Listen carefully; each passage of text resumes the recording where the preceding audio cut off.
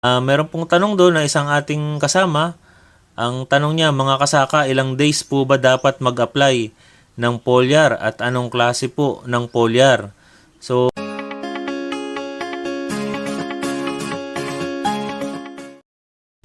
magandang buhay po mga kaani. Ito na naman po si Kuya Harvest para magbigay ng konting tips and ideas po para sa ating mga manonood. So, ang tatalakayin po natin ay yung ano ba yung foliar fertilizer.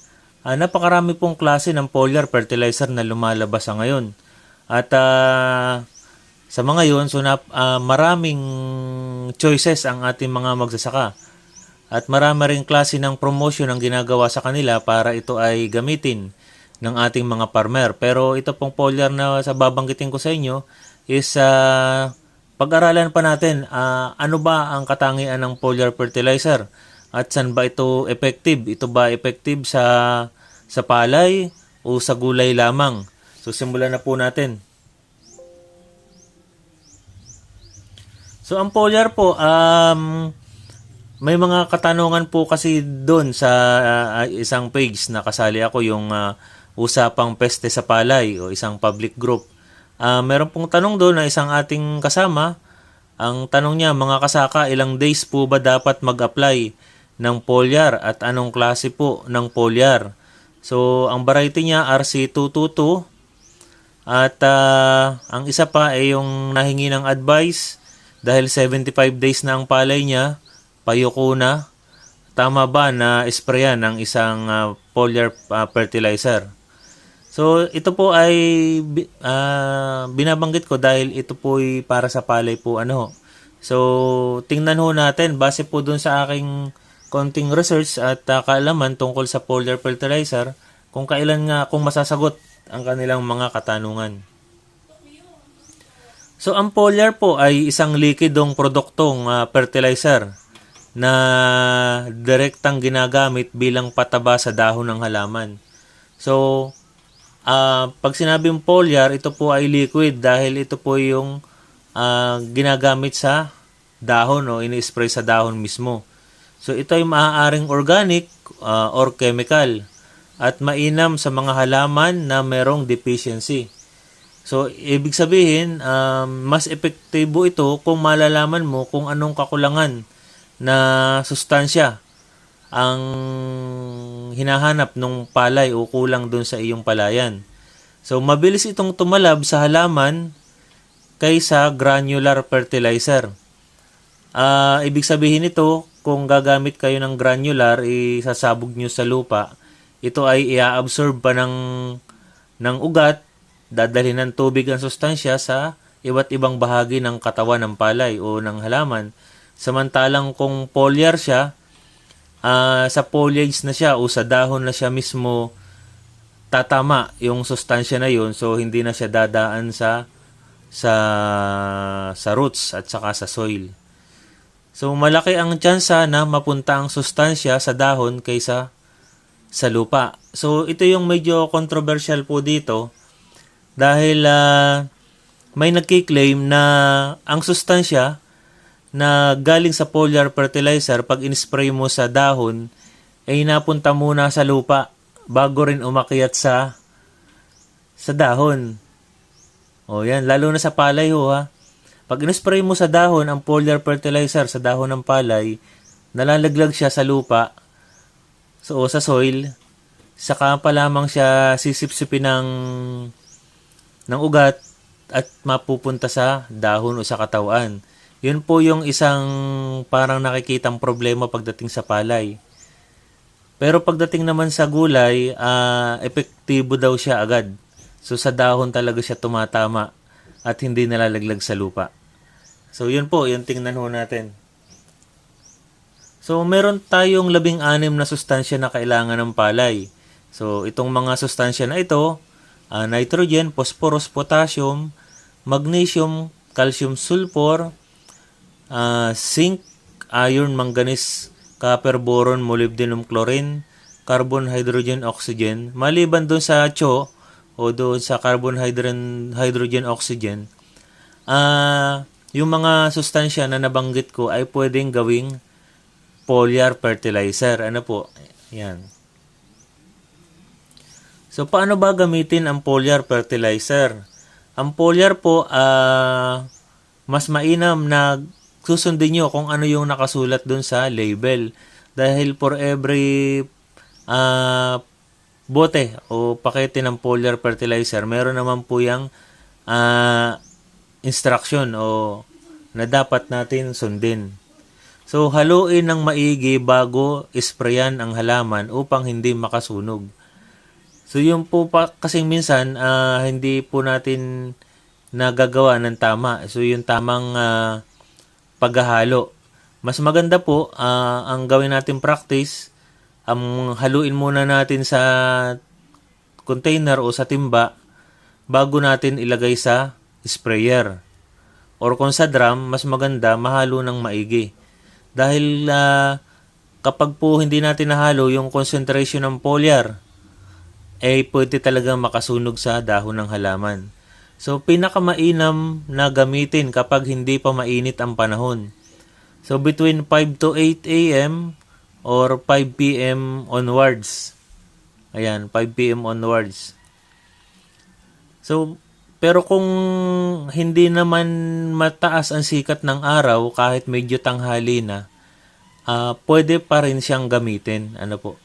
Iniiwasan lang natin na gamitin siya na kapag mataas na ang sikat ng araw dahil nga siya ay foliar ay water-based. Kapag mataas masyado ang sikat ng araw, pwedeng mag-evaporate agad ang foliar or makasunog ng dahon. So yung effect ng sikat ng araw, yung init ng araw plus yung init ng foliar fertilizer, pag nagsabay yun, pwedeng makasunog ng dahon ng palay natin. So, ilang oras ba ang epekto bago tumalab sa halaman? Siyempre, inilagay natin sa dahon ng palay. So, ilang oras? So, ang pag-ikot ng foliar sa sistema ng halaman ay tatagal ng 48 hours. So, ibig sabihin, 2 araw. Pag inilagay nyo siya sa dahon, in-spray natin sa dahon, para makaikot siya sa buong sistema ng halaman o sa buong parte ng iba't ibang parte ng katawan ng halaman, inaabot ng 48 hours. So, ano naman po yung limitasyon sa paggamit ng foliar? Ang isa ay yung limitadong dami ng pataba kada gamit.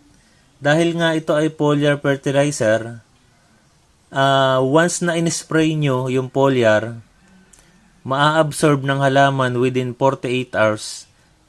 So, pagkatapos nun, na-process na niya bilang kanyang pagkain, so wala na. Yan, wala na siya. So, kinakailangan na ulit natin mag-spray ng foliar fertilizer para meron ulit magamit na pagkain yung halaman.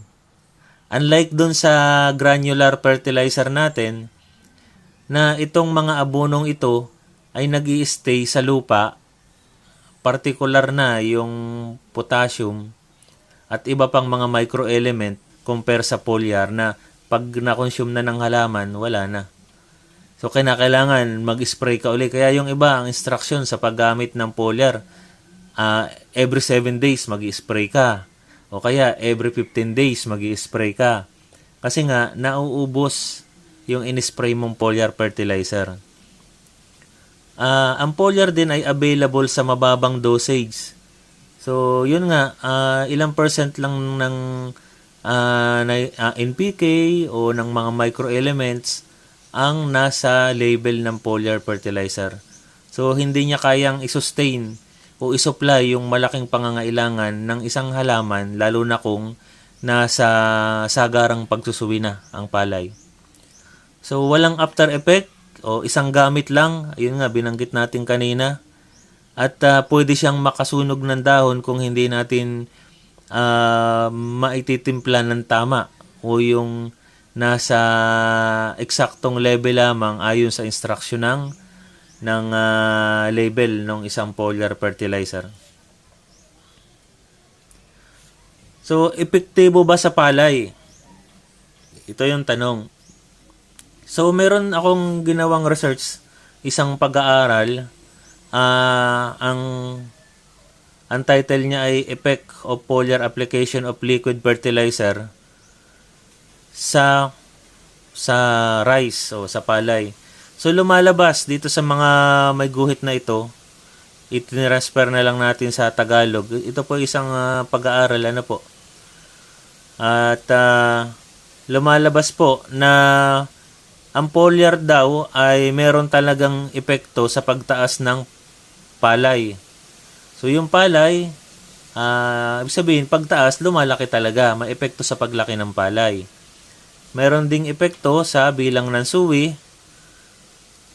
pagpapataas ng chlorophyll, o ibig sabihin yung para mas maging maberde yung palay natin, meron siyang epekto at bilang ng butil ng palay. So nakakatulong talaga ang foliar fertilizer sa sa mga nabanggit na function ng palay So, subalit, hindi nakitaan ng significant na pagtaas ng timbang kada isang tonelada ng ani. So, ibig sabihin, kahit na tayo ay gumamit ng foliar fertilizer, napadami ang bilang ng suwi, ang chlorophyll na paberde niya, ang dahon, napataas ang palay, pero walang significant na epekto sa timbang. So, ibig sabihin, kung foliar ang gagamitin natin, hindi pa rin sapat para mapalintog o mapabigat ang butil ng palay natin.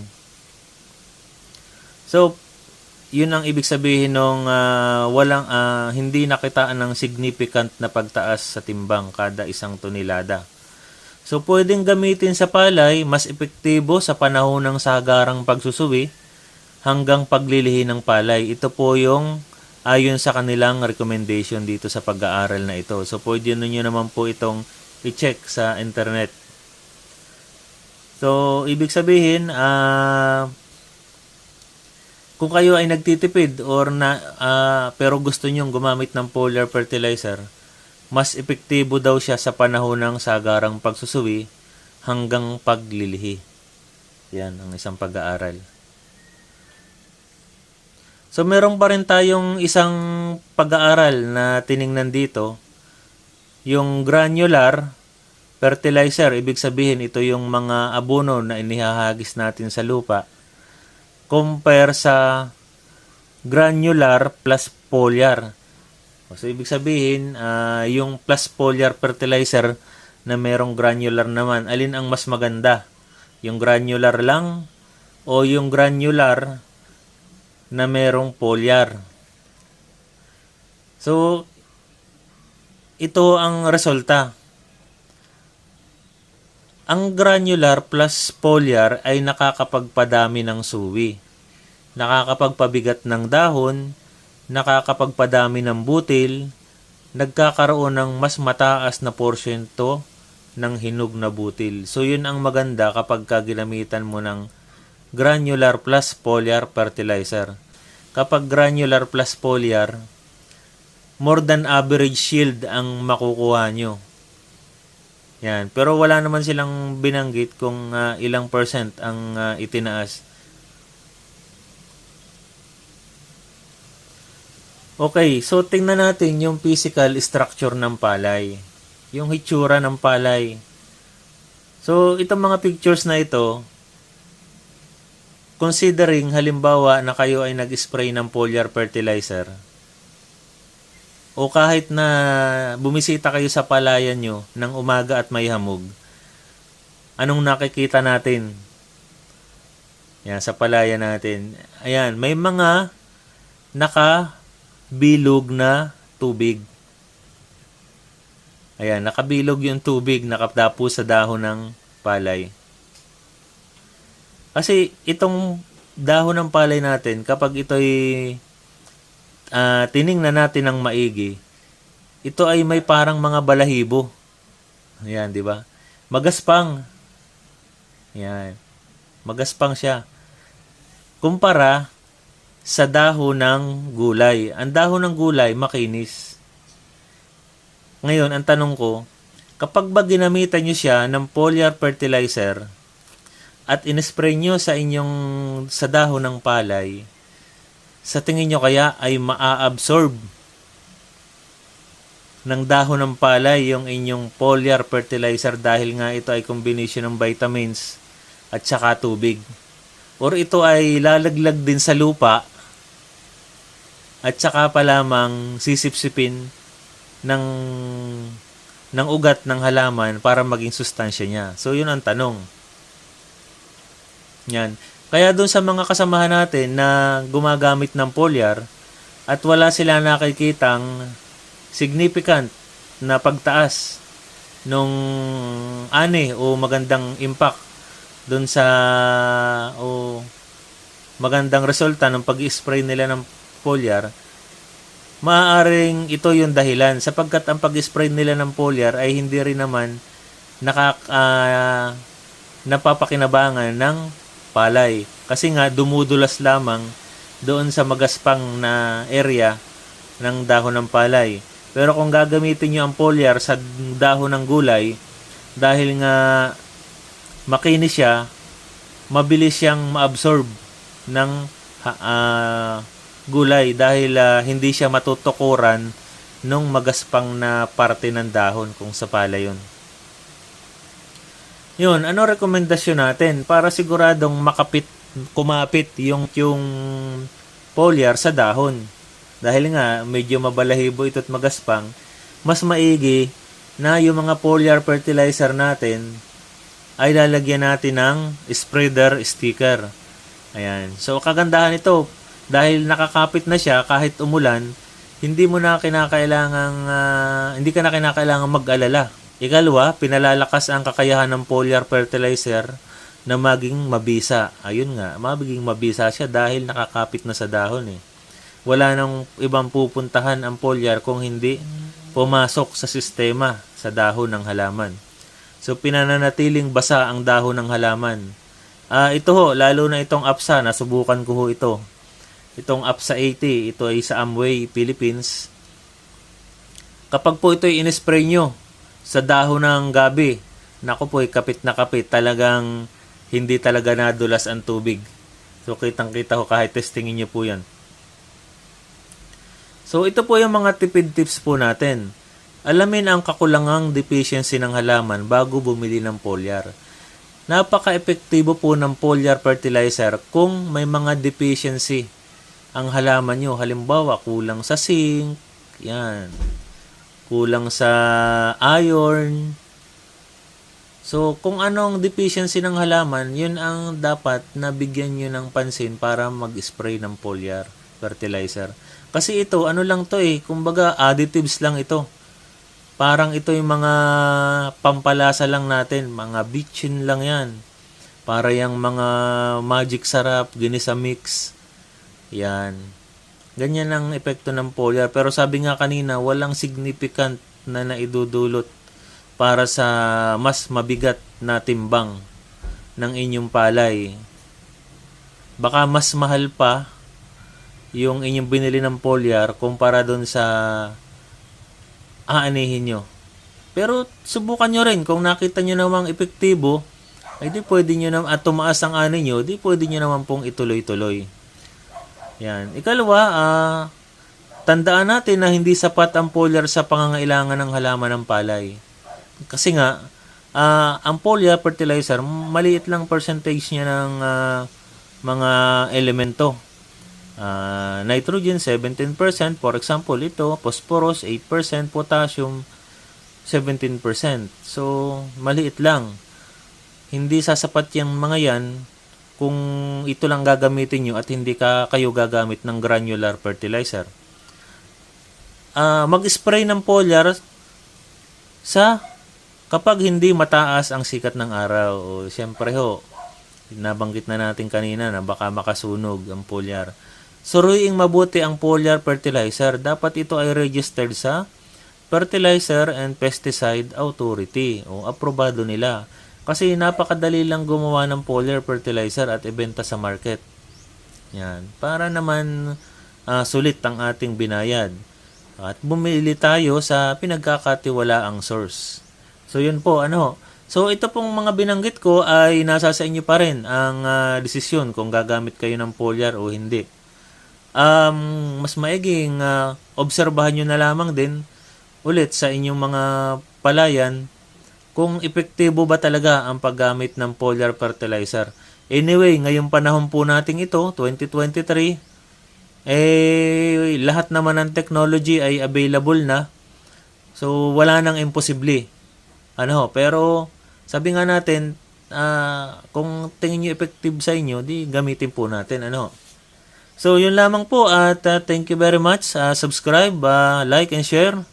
At para meron pa ho tayong ma-update kayo sa mga bago nating i-upload.